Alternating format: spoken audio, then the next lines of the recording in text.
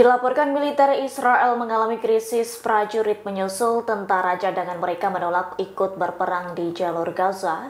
Alasannya tentara cadangan Israel kecewa atas kebijakan pemerintah. Pasalnya mereka menilai pemerintah tak banyak melakukan banyak hal untuk membebaskan para sandera di Gaza.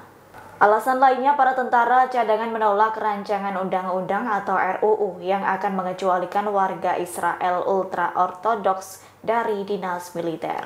Selain itu dipicu adanya keinginan pemerintah untuk menguatkan kontrolnya atas pengadilan. Bahkan beberapa tentara cadangan lainnya menyatakan kelelahan menghadapi perang di Gaza. Menurut Alon Gur yang mengundurkan diri dari Angkatan Udara Israel, para tentara cadangan kesulitan menjalani dinas. Alon menuduh pemerintah Israel justru mementingkan masalah politik ketimbang nyawa manusia. Atas kondisi tersebut, tentara Israel mengalami beban yang belum pernah terjadi sebelumnya. Hal itu dikarenakan IDF kesulitan memenuhi permintaan mengenai keamanan. Sementara itu, para pejabat militer akan melakukan segala hal agar bisa mengurangi beban tentara cadangan yang kelelahan.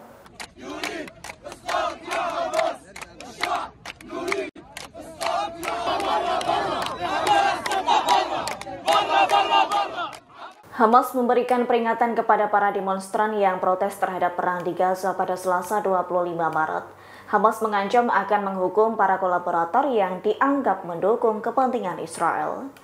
Atas hal itu, Hamas meminta para demonstran jangan sampai menjadi kolaborator Israel. Para pejabat Hamas menyebut rakyat memiliki hak untuk berdemonstrasi, namun menurutnya aksi unjuk rasa tak boleh dimanfaatkan untuk kepentingan politik. Selain itu juga tak boleh digunakan untuk melepaskan Israel dari kesalahan atas puluhan tahun pendudukan, konflik dan pengusiran di wilayah Palestina. Sebelumnya, ratusan warga Palestina telah menggelar unjuk rasa di 3 lokasi di wilayah Gaza. Selasa 25 Maret, warga Palestina memprotes kekuasaan Hamas dan menuntut mengakhiri perang di Gaza.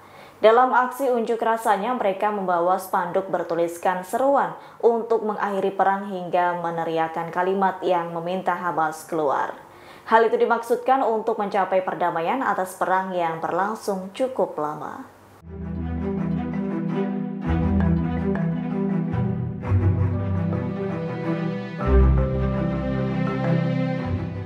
Mediator Hamas dan Israel, yakni Mesir, Qatar, dan Amerika Serikat mendorong kelanjutan negosiasi gencatan senjata yang terputus sejak Selasa 18 Maret.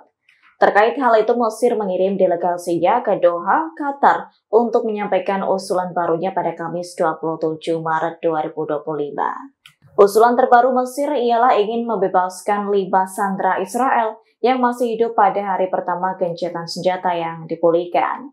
Mesir mengusulkan 5 orang yang dibebaskan setiap 7 hingga 10 hari.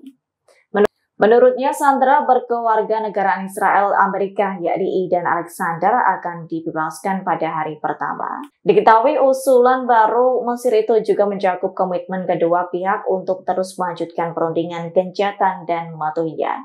Adapun usulan tersebut terjadi setelah Israel melanggar perjanjian gencatan senjata. Dilaporkan Israel kembali menduduki koridor Philadelphia atau poros Salah al-Din dan koridor Netzarim sejak pelanggaran tersebut. Jadi Israel membagi jalur Gaza menjadi 2 bagian.